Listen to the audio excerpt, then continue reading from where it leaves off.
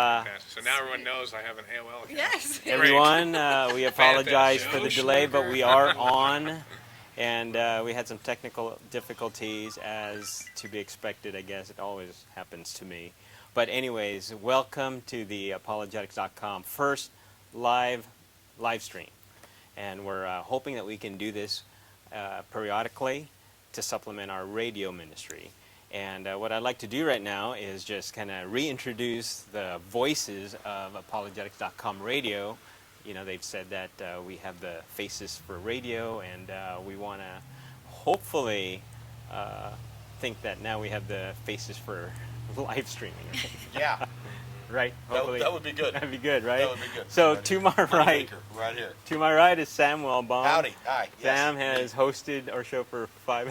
Look at that. That's great. That's because awesome. earlier it was 2. That's so good. But yeah. So 5.5 years. Yeah, that's good. And I've known you a little longer than that. Yeah. No, it's good. So Sam is, like, you handle half of all of our radio broadcasts. Yeah. I kind of organize the radio stuff, and I handle half the shows. That's a good thing, and that's what I do. Okay, and what keeps you busy nowadays? I know you're Sure. you're ABD. What's ABD, by the way? ABD means all but dissertation. Basically what that means is that you've done everything for your doctorate, and therefore you don't have any motivation to do the final thing you need to do for your doctorate. Amen, bro. Holy cow. Which is so much easier when you're in coursework. Because it's like, I have to write a 300-page book. I'll get there tomorrow. Right.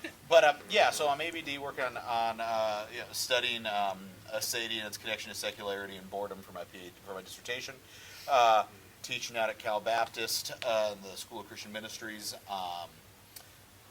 Doing church stuff, associate pastor at my church, and just keeping on top of pop culture. That way I'm engaging and interesting. I do that for you. Listeners, let me just go ahead and let you know. I don't like pop culture. I hate comedies. I can't stand comic books. I do all of this for you, so you like listening. So you are all welcome that I do so much research for you. Hey, you want to comment on that? Call us at that number right there, 909 Yes. 276 5643. Just FYI, that number won't work in like 20 minutes from now, right? But for now, that works. Because we're burning the phone. It's one of those old cell phones that after you make the call, you have to throw it away like in a spy movie. Right. It's fantastic. Okay. And as you can see on the screen, you can call 909 apologe. That's right. That's right. See, I'm not going to say the number we can call because I'm going to say the one for the radio show. 1-800-800. Okay, to Sam's right is Jeremy. Jeremy, there you go. Jeremy is officially the face of apologetics.com. So Why not? there you have it. He's been with the ministry for about 7 years now, Yeah. right? And I know you have your master's degree in Christian apologetics. I know you're using it to the max, which is awesome. You do a lot of teaching at the local churches, which is very much needed nowadays. Professionally, you're an engineer. Yeah. And I like what you contribute to the world of apologetics. You love science and faith, the integration of science and faith. So tell us more about that. Why is that important, Jeremy? Well, right now we're seeing some extreme advances in the argumentation with the design argument. And so there's recently, for instance, some talks given at right here locally at UCI on how the intelligent design argument is flawed because the apparent design that people have acknowledged in the universe, atheists included, that apparent design is actually not apparent. There is no apparent design. So now some scientists and other thinkers are putting forth the argument that the apparent design doesn't exist. So there's actually so many flaws with the universe and in biochemistry that no one could actually say it looks like it's designed. Well, so they're moving away from that. It used to be moving toward that. Now they're saying it does not appear to be designed because of all the flaws, perhaps? Yeah, Interesting. This is on the cutting edge because just a few years ago, atheist Richard Dawkins put forth in his book in the first paragraph that the universe has an appearance of design. So he clearly is admitting this, and of course he's one of the most famous atheists around right now, unfortunately. But it's a big issue, and so I'm trying to keep up with the research on that, and as you mentioned, continue to just kind of dumb some things down for the layperson, because we have to read sometimes some of these top and high-level academic works, and it's really hard sometimes for people that aren't trained philosophically to digest that and know why it's important. So I try to do my best to make it a little bit more palatable for the person that just likes to go to church on Sunday and do the best he can in serving the Lord. So. Okay. And then to your right is Joe Sliniker. Joe, you've been with us now for about 3.5 years, right? Mm-hmm. And you've hosted, again, a lot of our shows and are a regular at apologeticstopics radio. You are almost done with your PhD. Right. And you also teach at a couple, one seminary, Golden Gate, right? Mm-hmm. And one is Cal Baptist. Right. Tell me more about your passions and how you use that toward apologetics. Yeah, well, in case you couldn't catch the sarcasm in Sam's remark, he really is the pop culture guy, and I just couldn't stand it. It's not that I couldn't stand it, I can't stand it, nor will I be able to stand it. So like, we're in the trifecta of past, present, and future. That's because it's very soteriological here. Right. I have not stood it. I'm Exactly. currently not standing it, and I will in the future not stand it. Absolutely. I like that. And so, my passion is standing for truth. My passion is really communicating why we can have confidence in the Scriptures, why we can have confidence in the Bible. According to reasonable criteria. So I've spent a lot of time studying the canonization process and the way that manuscripts came together, and the way that back in the intertestamental period, people translated the Old Testament, and in the early church period, people canonized the New Testament writings. Foundationally, if we can have confidence in this document, then we need to pay attention to what it has to say. And so, my specialty, I guess you'd say, is Old Testament. That's what my PhD is in. I just love the whole Bible. Great, thank you. And to your right is Sarah. Sarah is one of the newer frequent guests on our show, and I appreciate your perspective. I know you're also trying to finish your PhD in education, correct? Yeah. But what's really exciting about what you're doing is you founded the International Society of Women Apologists, or apologetics? And apologetics, yeah. Apologetics, right. And I mentioned before, that's something that we definitely need nowadays, a female perspective in what many regard as a high intellectual thing. It seems like that's always dominated. Philosophy and theology is dominated by men. Right. And we need more women out there because as many, even outsiders of the faith say that Christianity is a feminine type of a faith. It's been feminized. So for good or for bad, that's where we are. And folks like you really can just get into that community and be good teachers of theology and philosophy. Yeah. That's great. So tell us more about how you came to the world of apologetics.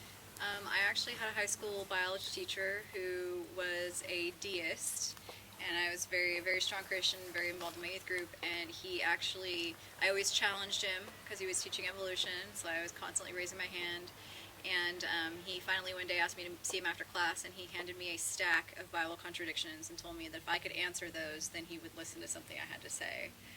And so never wanted to back down from a challenge. So I went home and talked to my dad, and luckily there's actually books called 1,000 Bible Contradictions and How to Answer Them, or whatever it may be. Dr. Geisler has one. And so I never actually ended up giving it back to him because I ended up going out of his class. But it really started me on this path of, wow, I should probably know what I believe because I grew up in the church. But if you had given me a Bible contradiction at the time, I wouldn't have been able to explain it, or, That's great. So.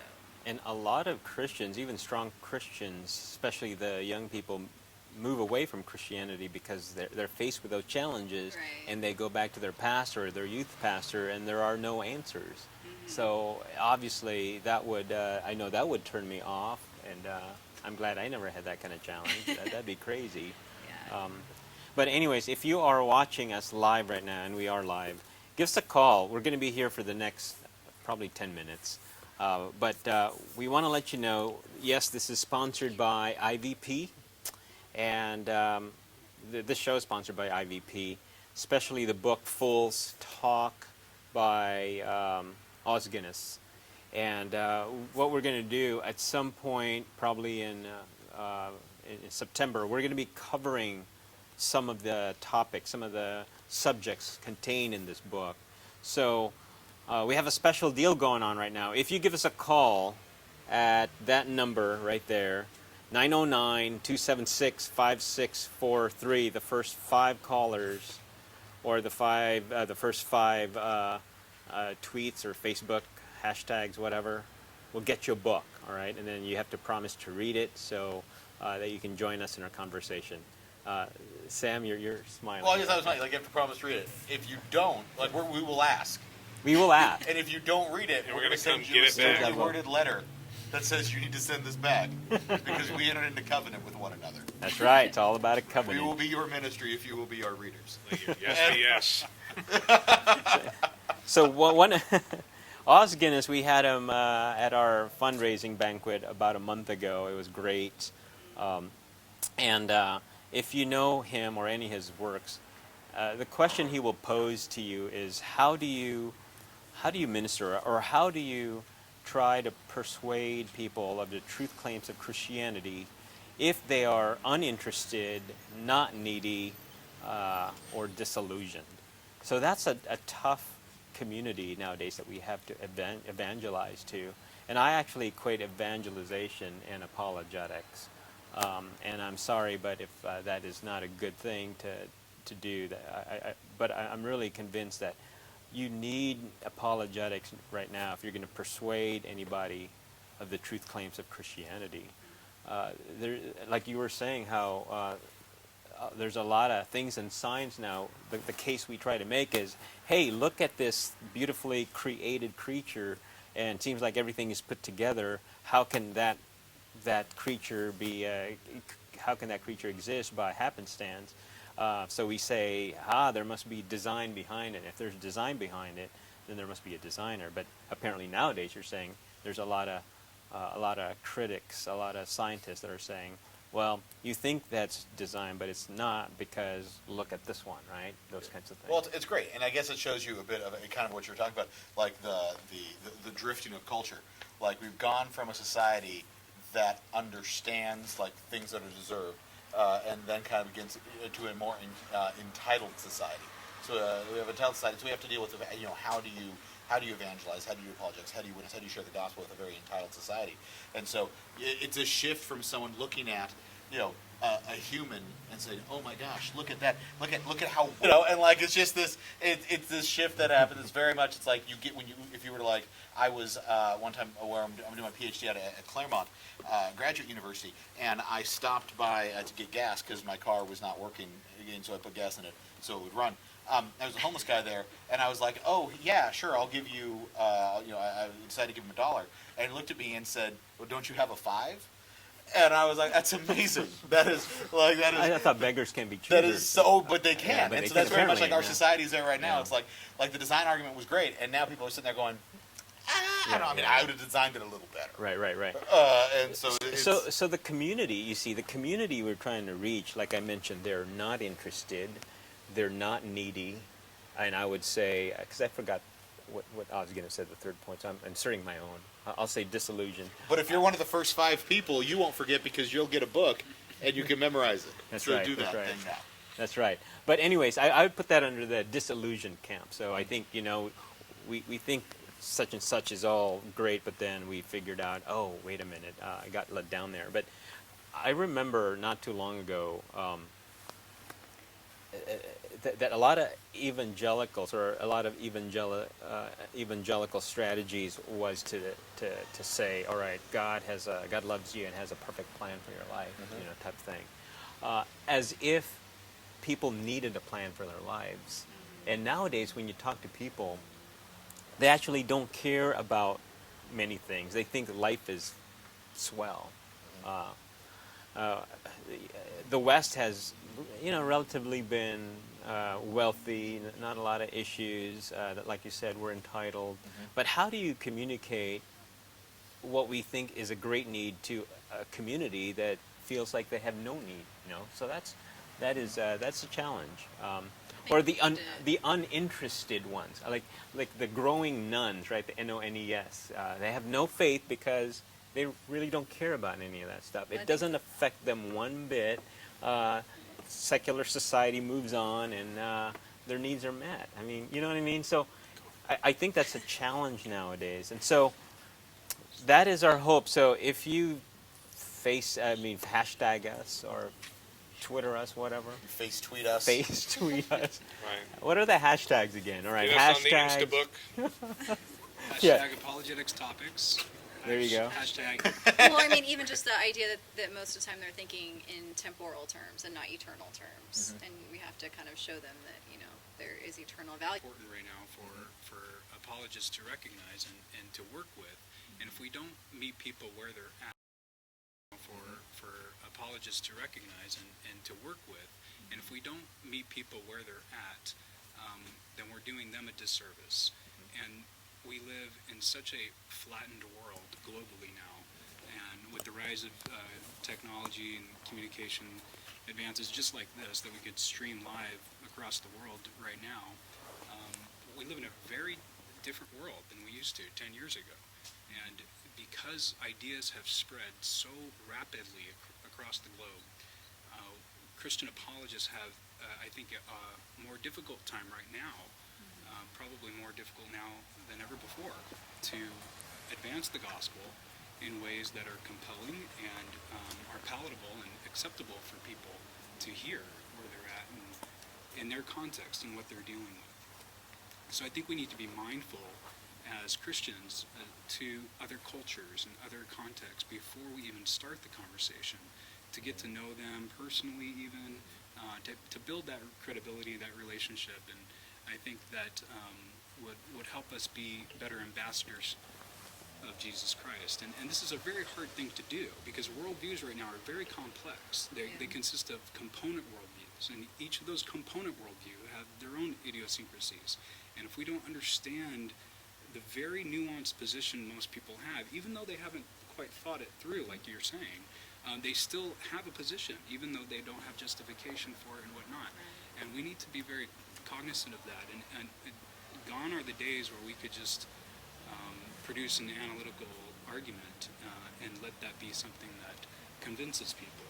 So We don't have that situation with the Philippian jailer that says, "What must I do to be saved?" Right? That'd be great. Wouldn't that be awesome? If that, every Yeah. time we have an apologetic session, like after Sam Sure. speaks, "What must I do to be saved, Sam?" And I'd be like, wow, is there shaking? That's fantastic. Like, I love everything about that. But no, I mean, I think it's right when you ask the question thing and understanding worldviews. I mean, so right now, example, if you're watching this, you probably are slightly connected with things in social media, so you know what trendy the things are. The protests that happen in front of Planned Parenthood and things. That entire discussion that's happening right now, when we engage in conversation with people about the Planned Parenthood situation, the fact is we're not sharing the same world when we talk. Because the people who are in favor of funding Planned Parenthood, the people who are in favor of abortion, what they're saying is, the females should have the right not to be inconvenienced for 9 months. It's very much the idea is, do you understand that this is something that is going to do violence to a female's body? This is something that is going to be an inconvenience and change and augment her life for 9 months. And the people that they're disagreeing with are saying that the child is a human who is alive and deserves to live, and we should not just take the life of someone that's an inconvenience. And those are we're having two very different discussions. It's the idea of the fact that we shouldn't use the terms pro-life and pro-choice, Right. because when it comes to pro-choice, I'm so pro-choice when I go to a buffet. I love choice when it comes to lunch. There are things I want to choose. And I don't sit down with someone who's pro-choice because if the opposite pro-choice is pro-life, so pro-life with the opposite of that, pro-death. I don't sit down with someone who's who would be, pro-choices, and they're not like some nihilistic, destruction by means of whatever. The terms themselves are labels that are unhelpful to the discussion, that build off walls to make it to where we start talking past each other. So we need to actually, the questions we're asking aren't ones that are conducive to the conversation. Well, that happens to anything when we have the conversation about God. The self-esteem movement has taught me that I should feel as good about myself as possible. Well, Christian theology teaches you that you should probably feel pretty bad about yourself. And so just the sheer categories of what we're trying to share, it's very difficult. We have to try to figure out how to infiltrate the world they're living in and blow it up in the nicest way possible. Right. Well, I'm thinking that we're going to end pretty soon. And so... the world, the end of time is what Harry means. Yeah, so maybe we could, just as a last parting shot, you could see the five of us, all of us. And thanks, Minerva. Minerva's my camera person. Oh, there you go. There you go. There you go. This is, again, the first time we're doing this, everyone.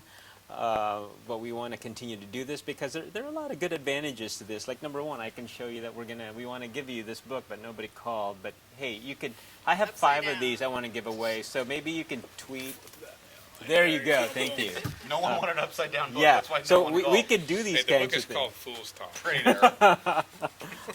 There's a lot of cool things we can do. Like I'm behind the switcher, I can give you even that image. All right, so pick up that book or hashtag us, apologeticstopics, hashtag apologetics, and we'll try to get you that book. All right, I have 5 to give away, and then sometime in September we're going to talk about this, and we want you guys to participate. All right, so any last further parting comments? Anybody? Everyone? Thank you for supporting apologetics.com. Thank you for listening to our radio show. Thank you for being a part of what we get to do, and thank you just for supporting us in general. It means a lot to us to have you interact with us, and we're here to try to serve. And so I hope that one of the things you see here is we are real people, and probably different than you expected based on the voices that sometimes you hear. Looking different than you expected. Yeah, no, seriously, ethnicity things. People get me and Lindsay confused a lot. Right. We look very different. The voices might be similar. Lindsay and I look very different. Yeah. And we want to remind you that we're a resource to you. And so we thank you for the resource you are to us. We want to be a resource to you as well. So if you have questions, comments, concerns, let us know, please, because we definitely want to use the kind of platform God has given us to serve His church in any way possible. Great. All right. Thanks, Joe. That's a great way to end it. And again, stay tuned for upcoming live streams, and we'll get it right this time for sure. So anyways, thanks, everyone, and good night.